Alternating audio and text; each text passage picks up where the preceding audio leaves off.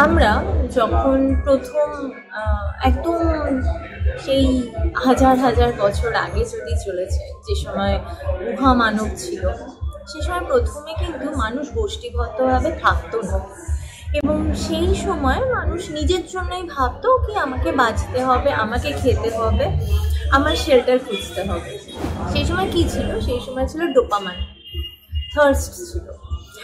এবং তারপরে মানুষ শুরু করে 20 জন 25 জন করে গোষ্ঠী করে থাকা, এবং সেই গোষ্ঠী করে থাকার সময় তার চিন্তা ভাবনা ছিল এর খাবার ছিনিয়ে নেওয়া, ওর জিনিসটা ছিনিয়ে নেওয়া। সেই সময় কোন জিনিসটা ছিল? আমাদের ডোপামাইন ছিল। ডোপামাইন সেই ফার্স্ট থেকে কিন্তু ছিল।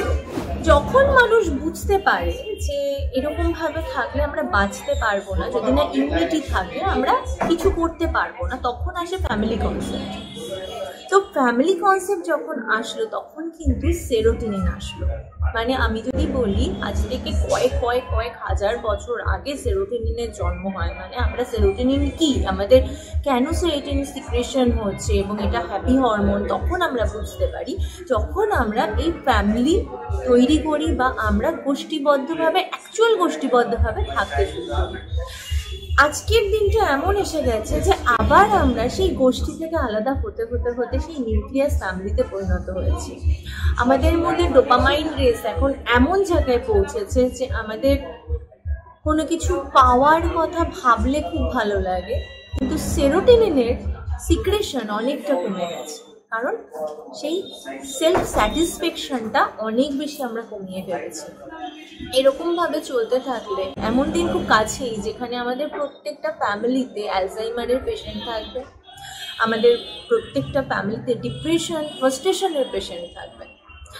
তো আমরা যদি আমাদের নিজেদেরকে একটু আমাদের গণ্ডি থেকে বের করে যদি আর 5টা মানুষের সঙ্গে একটু কথা বলি বা একটু মিশি বা একটু স্মাইল করি, নিজেদের অনুভূতি, নিজেদের চিন্তা ভাবনাকে যদি একটু শেয়ার করি, আমরা কিন্তু ভালো থাকতে পারি।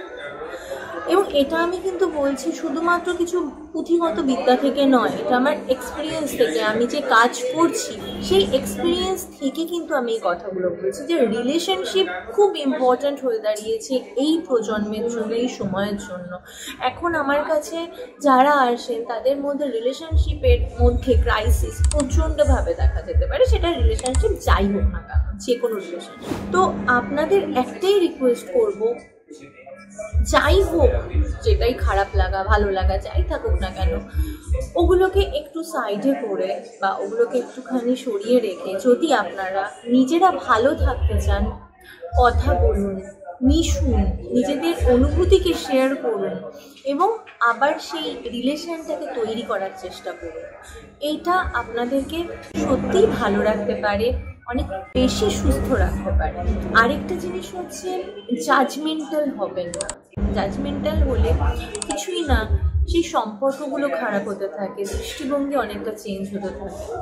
তো জাজমেন্টাল না হয়ে যতটা পারবেন ততটা যদি নিজেরা ভালো থাকার কথা ভাবেন অন্যের খারাপ লাগার থেকে, তাহলে দেখবেন অনেক কিছু পাল্টে গেছে। ভালো থাকুন, সুস্থ থাকুন।